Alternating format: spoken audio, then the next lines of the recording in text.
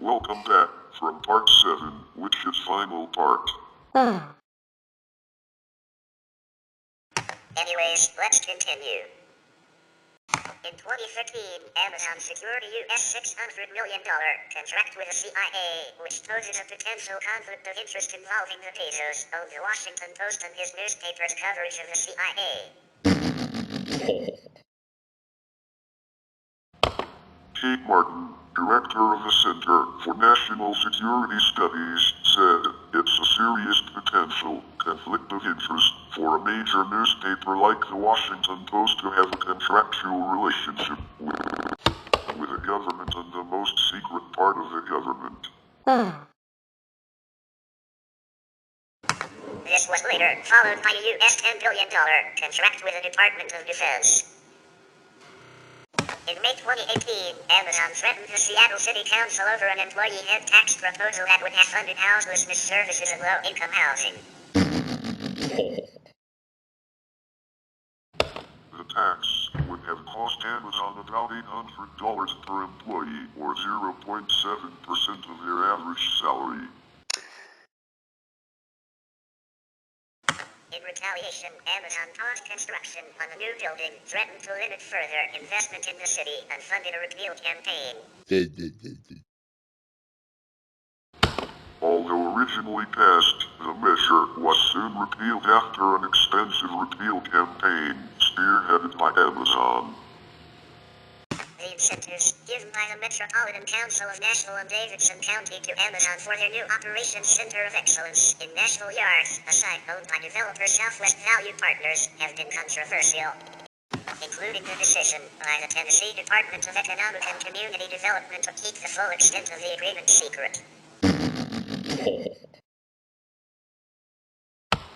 The incentives include $102 million in combined grants and tax credits for a scaled-down Amazon office building, as well as a $65 million cash grant for capital expenditures in exchange for the creation of 5,000 jobs over 7 years.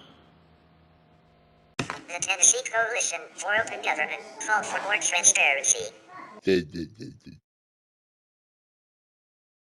Another local organization known as the People's Alliance for Transit, Housing, and Employment, PATHE, suggested no public money should be given to Amazon. Instead, it should be spent on building more public housing for the working poor and the homeless and investing in more public transportation for Nashvillians. Others suggested incentives to big corporations do not improve the local economy. In November 2018, the proposal to give Amazon $15 million in incentives was criticized by the National Firefighters Union and the National Chapter of the Fraternal Order of Police, who called it corporate welfare. In February 2019, another $15.2 million in infrastructure was approved by the council, although it was voted down by 3 council members, including Councilwoman Angie Henderson, who dismissed it as cronyism. While Amazon has publicly opposed secret government surveillance, as revealed by Freedom of Information Act requests, it has supplied facial recognition support to law enforcement in the form of the recognition technology and consulting services. Initial testing included the city of Orlando, Florida, and Washington County, Oregon. Amazon offered to connect Washington County with other Amazon government customers interested in recognition and a body camera manufacturer. These ventures are opposed by a coalition of civil rights groups, with concern that they could lead to an expansion of surveillance and be prone to abuse.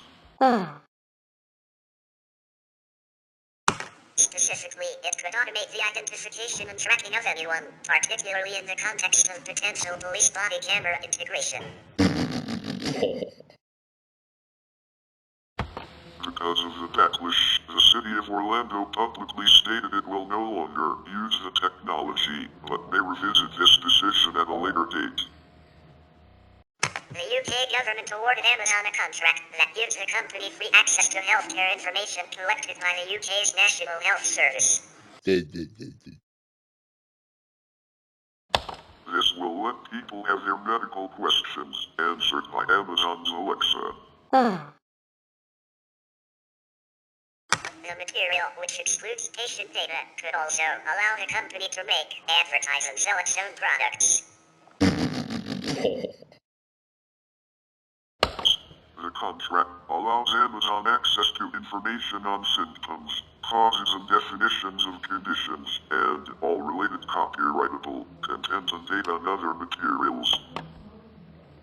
Amazon can then create new products, applications, cloud-based services and /or distributed software, which the NHS will not benefit from financially. The company can also share the information with third parties. The government said that allowing Alexa devices to offer expert health advice to users will reduce pressure on doctors and pharmacists. 17 February 2020, a Panorama documentary highlighted the amount of data collected by the company and the move into surveillance causing concerns of politicians and regulators in the US and Europe. During the outbreak of the coronavirus pandemic, COVID-19, there have been protests by the Amazon workers at warehouses in the US, France, and Italy. The reason for the protests is the company policy to run normal shifts, despite many positive cases of the virus. According to the UNI Global Union, Amazon cannot act like this is business as usual. We are facing a deadly virus that has already taken the lives of thousands of people and paralyzed the world's economy. If distribution centers are not safe for workers right now, they should be closed immediately. Whoa! In Spain, the company has faced legal complaints over its policies. Despite workers at 19 warehouses in the US having tested positive for COVID-19, Amazon did not shut down warehouses, only doing so enforced by the government or because of protests. A group of U.S. senators wrote an open letter to Bezos in March 2020 expressing concerns about worker safety. An Amazon warehouse protest on March 30, 2020 in Staten Island led to its organizer, Christian Smalls, being fired by the company. They defended the action by saying that he was supposed to be in self-isolation at the time and leading the protest put its other workers at risk. Smalls has called this response ridiculous. The New York State Attorney General, Letitia James, is considering legal retaliation to the firing. James said it is disgraceful that Amazon would terminate an employee who bravely stood up to protect himself and his colleagues. At a time when so many New Yorkers are struggling and are deeply concerned about their safety, this action was also moral and inhumane. James also asked the National Labor Relations Board to investigate Small's firing. Smalls himself accuses the company of retaliating against him for organizing a protest.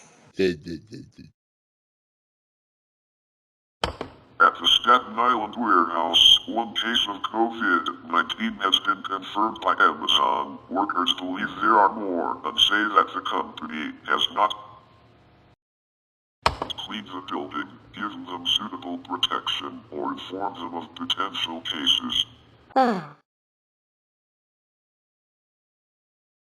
Smalls added specifically that there are many workers there in risk categories, and the protest only demanded that the building be sanitized and the employees continue to be paid during that process. Derek Palmer, another worker at the Staten Island facility, told The Verge that Amazon quickly communicates through text and email when they need the staff to complete complete mandatory overtime, but have not been using this to tell people when a colleague has contracted the disease, instead waiting days and sending managers to speak to employees in person. Amazon claimed that the Staten Island protest only attracted 15 of the facility's 5,000 workers, while other sources describe much larger crowds. Amazon lobbied the United States federal government and state governments on issues such as the enforcement of sales taxes on online sales, transportation safety, privacy and data protection, and intellectual property. According to regulatory filings, Amazon.com focuses its lobbying on the United States Congress, the Federal Communications Commission, and the Federal Reserve. Amazon.com spent roughly $3.5 million, $5 million and $9.5 million on lobbying in 2013, 2014 and 2015, respectively. Amazon.com was a corporate member of the American Legislative Exchange Council, ALEC, until it dropped membership following protests at its shareholders' meeting on May 24, 2012.